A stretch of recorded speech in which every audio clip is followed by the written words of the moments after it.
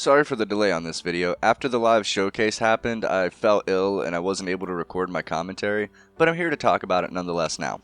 I'm going to start this off with a bit of positivity, as this has probably been the best Xbox showcase in the last couple of years.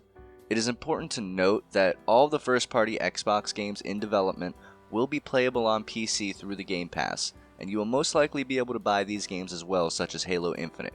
That's my interpretation right there, so take that with a grain of salt. Also, I wanted to state I'm just going over the actual Xbox section of the live stream, and they kicked that off with Halo Infinite, which looked fine. The gameplay definitely looked like they have put a lot of time in the design and the aesthetic. I like the sort of open level design. It kind of does remind me of older Halo games. Judging by the map, you'll be able to pick different objectives within a level, and you seem to be able to take on that challenge however you choose. The gunplay looks nice as well, but that's to be expected. The graphics don't really seem next-gen, but there's a grappling hook and the game looks fun. And if that's the case, then I'll be excited to give this Halo a chance. State of Decay 3 was shown, the zombie game thing. It was a cinematic trailer, so there really isn't much to go on there.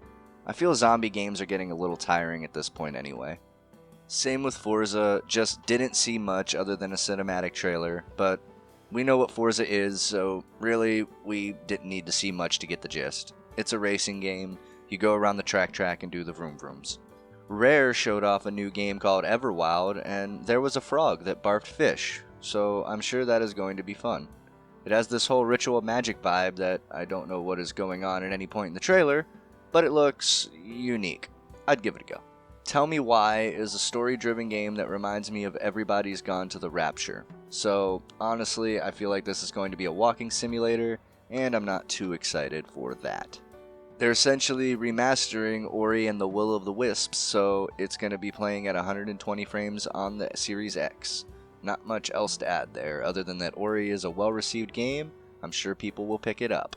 Oh, the best part that I saw during the whole live stream for me personally was Obsidian Entertainment section.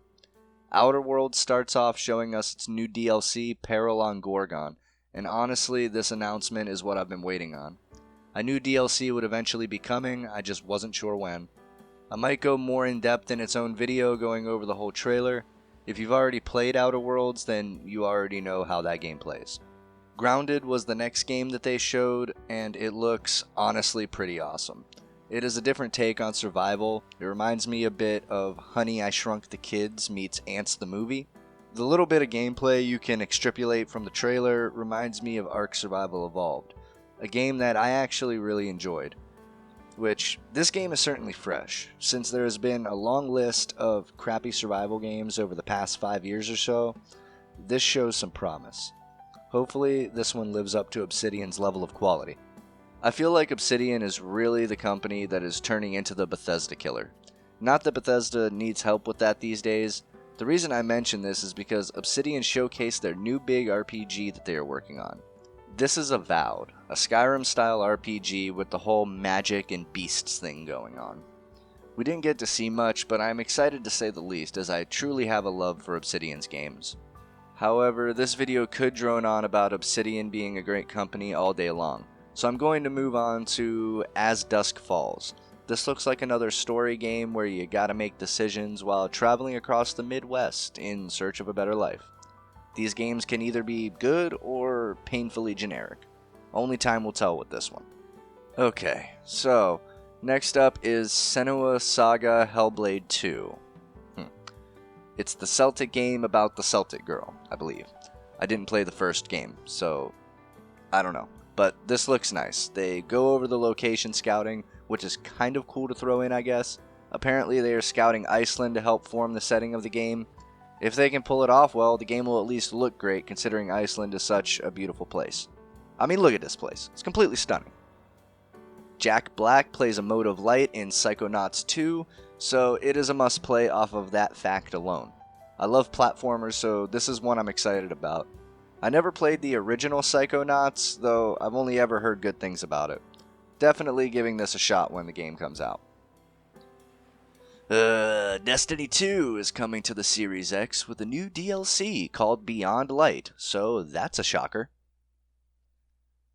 The DLC launches on November 10th, so I don't know if that is a hint that the Series X will be out before then.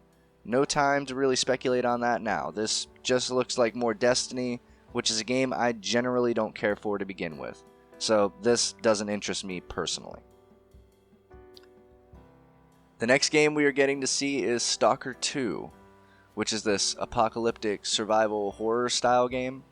Again, this is a game where I never played the first one, so I don't know what to expect really, as they didn't show any gameplay, just another cinematic trailer.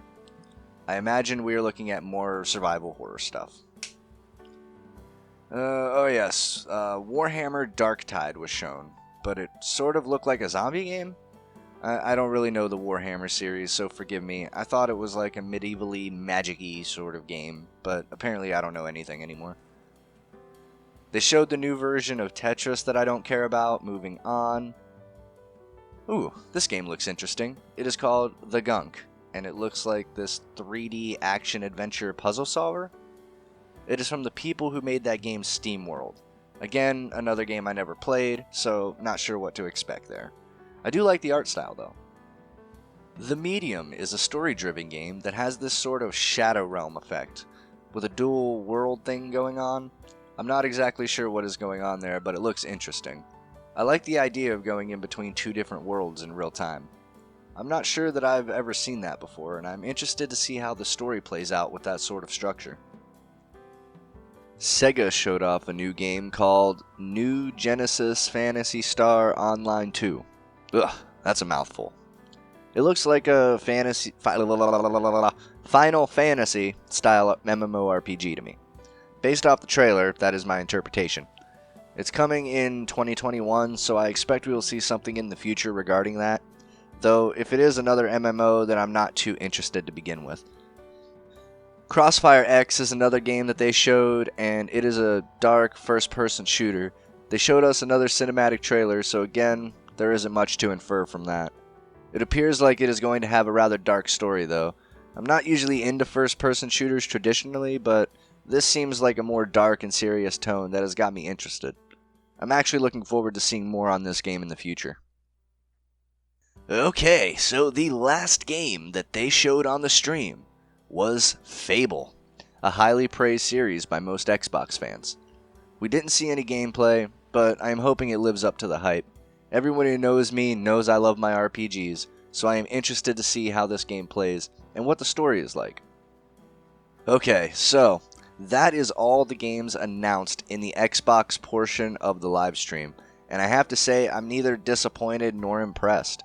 Halo, for example, looks really good, but it's pretty generic from what we've seen. Honestly though, a Halo that sticks to the original core concept just may be all we need for a great Halo game. The ones who stole the show for me were Obsidian, as they are one of my favorite developers, and they announced a new DLC for Outer Worlds, which I am very excited to play, as I felt the ending to that game was lacking in some capacity. Microsoft has made it clear that a few of these games are going to be console launch exclusives, which is just a fancy way of saying that the games won't be on other consoles but will be on PC, which is a questionable decision if you ask me. Personally though, it is a really pro-gamer move, since we'll be able to play these games on PC, but this completely destroys any reason to buy an Xbox Series X to begin with, especially if you, like me, already have a PC. It makes me wonder how many people will be buying the Xbox when they know for a couple $100 more they can get a decent gaming PC and do so much more in terms of gaming. As of now, my plan is still to buy a PS5 and just pay for the Game Pass on PC. Until I'm given a real reason to pick up the Series X, I think I'll save my money. I don't think that Microsoft really needs to make a console at this point. Just turn the Series X into an affordable gaming PC, and they win the console war by just getting out of the competition entirely. But honestly, what do I know? I'm just a random guy on the internet. I want to know what you think of this. Tell me what games looked interesting to you, and what you wish you would have seen. What do you think of Microsoft's call to do away with console exclusives? Let me know in the comments down below. If you enjoyed this video, don't forget to subscribe and leave a like, as it really does help me out. And most importantly, I hope you all have a great day. Alrighty guys and gals, that's it for this one. Pricora is out.